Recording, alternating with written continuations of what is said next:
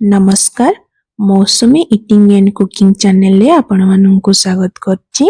आज आमे बनेइबा मटर पनीर पूरा घरोई उपाय रे जेमिति काजू चारमगज क्रीम व्यवहार न करी सिंपल प्रोसेस रे स्वादिष्ट मटर पनीर तरकारी। तेबे चलंतु वीडियोटी को स्टार्ट करिबा। प्रथमे आमे पनीर को भलो भाबरे काटी नबा। छोट छोट करिवनी बेसी मीडियम साइज रो काटिबे। आपण जतिकि भी पनीर नहीं सब पनीर को काटी नेबे। तापरे आमे कढ़ाई रे तेल गरम करिबा। सेथिरे आमे टिके बटर पकेई देबा। आपण चाहिले खाली तेल नै कि भी भाजी परिबे। मु टिके बटर देछि। तापरे आपण जदि चाहिबे घिओ भी नै परिबे अधिक स्वादिष्ट करबा पई। तापरे आमे गोटे गोटे पनीर को सेथिरे ऐड करिबा। गोटे गोटे ही पनीर पकेबे एका थरे सब पनीर पकेबेनी। एपट सेपट करिकी आमे ताकू भाजी नबा। अधिक भाजीबेनी अधिक नाली करिबेनी। टिके टिके नाली हेला बेलको आमे ताकू गोटे प्लेट को काढी आनिबा। हल्का उषुम पानी रे टिके नून पकेकी आमे सेथिरे सब पनीर को पकेई देबा जहा द्वारा कि पनीर गुडा पूरा सॉफ्ट हे जिवो और नरमा हे जिवो। पनीर पई आमे मसाला प्रस्तुत करनेबा। प्याज किछि रसुण अदा टमाटो गोटे लंका नेछि। कढ़ाई रे तेल गरम करिकी आमे प्रथमे प्याज को भाजी नबा। प्याज पूरा छोट छोट काटिबेनी टिके बड़ साइज रो काटिबे।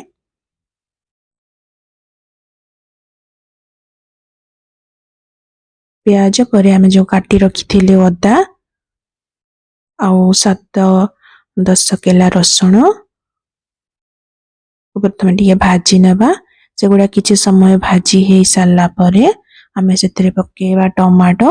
मु जेहेतु देसी टमाटो नैथिली सेति पई मु टिके परे ताको ऐड करछि काहे कि ना से जल्दी ही सिजी जाए आउ खट्टा भी अधिक सेति पई मु गोटे ही टमाटो व्यवहार करछि। आपण चाहिले अधिक टमाटो भी नै परिबे। तापरे आमे किछि समय ताको घडणी घोडै देबा। एठी आपण चाहिले टिके नून भी ऐड करि परिबे। मु नून पकेइबा भूली जाइथिली। नून पकेइबा द्वारा मसलाटी भलो भाबरे सिजी की कसी पूरा जल्दी भाजी ही थाए। भाजी ही साला परे आमे ताको गोटे प्लेट को काढी नबा।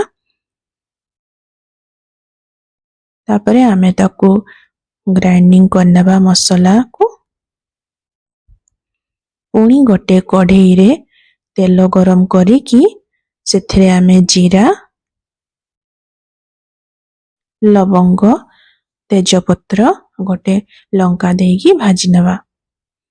से सब भाजी हेला परे आमे ग्राइंडिंग कर रखिथिबा मसला को सेथिरे ऐड करिबा।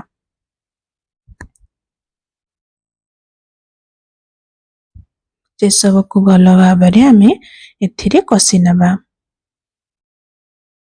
कसी ही साला परे किछि समय सेथिरे आमे रेड चिली पाउडर काश्मीर लंका हल्दी पाउडर जीरा गुंड धनिया गुंड आ किछि पनीर मसला देकी भलो भाबरे कसी नबा। सांग माने जदि मो चैनल टी आपनकु भलो लागुथिबो रेसिपी जदि आपनकु भलो लागुथिबो ताहले मो वीडियो को निहाते भाबरे लाइक कमेंट एवं शेयर करिवे। एटी मोर प्रथम वीडियो मो प्रथम वॉइस देइछि। आपण जदि लाइक गोटे कमेंट शेयर करिवे ताहले मते बहुत खुशी लागिबो। आमे मसला को भलो भाबरे कसी नबा। पटे मटर मु छडेई नेउछि। आपण चाहिले आगरो भी छडेई की रखि परिवे। सेपटे मसला कसा चलछि एपटे मो मटर भी छडा चलछि। तापरे कसा आइथिबा मसला रे आमे मटर को ऐड करिबा। भलो भाबरे ताको कसी नबा।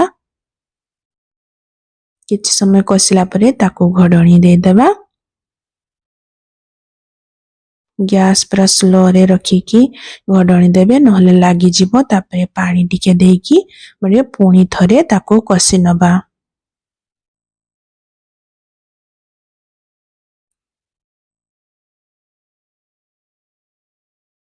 तापरे आमे स्वाद अनुसार लूण पकई दबा।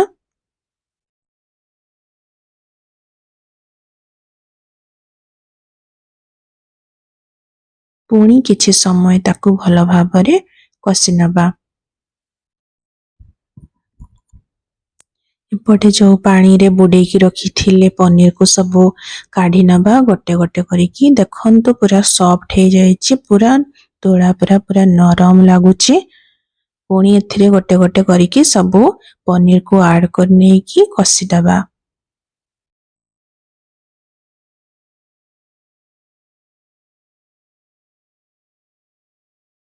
ସେଥିରେ ମୁଁ ଘରୋଇ ଗରମ ମସଲା ବ୍ୟବହାର କରିଛି ଆପଣ ଚାହିଁଲେ ପକେଟ ମସଲା ବି ଦେଇ ପାରିବେ।